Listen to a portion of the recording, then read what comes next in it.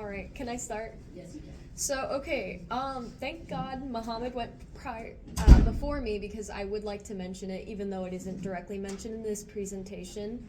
But another reason why Disney sucks, and I'll go further into that statement with my speech, but Disney has been directly funding the Israeli government and the military and has been very directly supporting Israel as a whole, and I think that needs to be mentioned because I hadn't really put anything of that into my presentation, but I want to make sure with the development of events recently that I mention that. So, okay, here is why Disney sucks and why I want my childhood back, excuse me. Furthermore, here is why you should support the SAG-AFTRA, the Writers Guild, and Animators Strike of 2023. Have any of you noticed a recent trend in Disney movies? 2021, Lion King. 2021, Cruella. 2022, Pinocchio. All of these are live-action reboots, nothing animated, and I wonder why. There's more reboots because there's less writers, animators, and actors able to work. But why can't they work? Well, it's because the Disney company, specifically CEO Bob Iger, has historically ignored and even squashed union and strike efforts and strikes advocating for profit sharing, living wages, better working conditions, and more lenient timelines. And this is a more recent developing issue, but security against AI and ChatGPT threatening their jobs. So all of these target actors, writers, and especially animators. That sounds like a lot of word salad and for many people doesn't seem very personal, so why should you or I care? Well, I would like to start off by saying I've worked in animation. I have been animating for God knows how long. I'm a cartoon enthusiast. And when I tell you, when I see these clips, I can see the love and the passion that went into these. You can just tell the people working behind these were taking their time to really create this sense of childlike whimsy and joy. I mean, especially that Lion King, or not the Lion King, the Robin Hood clip. Oh my goodness, it's so lifelike. You can almost see it jumping out of the screen. It just fills me with this sense of nostalgia and happiness. But I'm afraid it's hard to get films like these without proper wages and for better timelines. And I fear we won't get beautiful films like these anymore if Disney does not agree to fairly pay their employees. It'll be even more threatened because of the looming threat of ChatGPT taking over writers and other positions. But I could go more into that, but for the sake of time, I'll stick with this. So there's some hope. You all can support by boycotting Disney, specifically Disney Plus. This takes a huge chunk out of their pockets and is really easy to do. You'll save yourself like what, $15, $20 a month? That's a lot of money. You could use it towards supporting indie film and animation. Even outside of the context of Disney being kind of awful, supporting indie animation and film is a great way of supporting local efforts, supporting local artists, as well as supporting studios who do work their hardest to support their employees in a fair way. That is massive, and we don't really see things like that with other major studios. Also, another huge, very direct way is if you're especially passionate, you can donate and share information about each respective guild, and I will be including their full names and their websites where you can get those links. But before we talk about our enemy, I'm going to give you some context of Disney as a company. So I'm sure when you think of the history of Disney, you think, oh, there's Walt, there's a rat somewhere in there, let's leave it at that. But the history behind the company is actually pretty intricate and goes back super far. So in the year 1929, Walt Disney and his co-founder Roy Disney, in 1929, started primarily as a studio focusing on animation. However, in the 50s, they did branch out to animal documentaries, according to Britannica. There has been an incredibly long history of strikes against the Disney company, specifically the earliest happening in 1941 over profit sharing, and that strike actually happened over one of the first major animated movies. I'm sure we've all seen it, Snow White.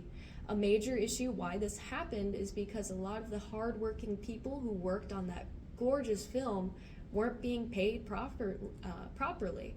And this was in 1941. So now that we've kind of got those fundamental context things out of the way, I'll tell you the direct people who are these big players in the strikes and for advocating. So we have SAG-AFTRA. That is the main guild protecting screen actors and all of the TV technical people behind the scenes. Their main goal, and you'll see this trend, is for achieving livable wages for everyone who works behind the scenes, not just animators, for enforcing residuals towards people who had worked on older films that are now on streaming services. Did you know, like, there's this one Orange is the New Black actor who has not received a single dime from her time on the show, even though it's one of the most popular shows on Netflix and has been streaming on there for God knows how long. Not a single dime was made in residuals for her, and that's absolutely insane to me. So when we come to the Writers Guild, they're advocating for proper livable wages, residuals, and also rallying against the overlooming threat of our AI overlords and ChatGPT, which, as we, I don't mention this specifically in the slideshow, but Bob Iger has actually been offering actors and animators this, we can recreate this in AI and we don't have to pay you anymore. And that's been a huge looming threat and one of the major reasons why the 2023 strikes are happening specifically. So overall, the writers are against ChatGPT and its use in Hollywood. So then that brings me to the Animation Guild, advocating for livable wages and improved working conditions. And I want to make this so extremely clear as someone who has observed the animation industry as being also working in it. It's hard. It is to a point where crunch time is romanticized. There's, I know at MCAD, they have these 48-hour challenges to see how much you can animate in 48 hours. That's insane. People will go without sleep to meet these unachievable hard deadlines that Disney is setting because it is the most profitable to them. They're prioritizing profit over their animators' physical health. This is the main thing. If any of you need to take out of this, even if you don't care about Disney, don't care about Hollywood, workers cannot sustain themselves without livable wages. So here is an animator doing ink and paint for an early Mickey Mouse cartoon. A lot of the reasons why they were able to work is they didn't have a lot of technology, which is threatening other people's jobs. They didn't have to worry about AI. I mean, of course there was working hazards. I mean, the chemicals that went behind the ink and paint were definitely toxic.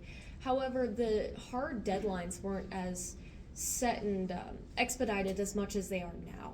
People had a lot more time to work.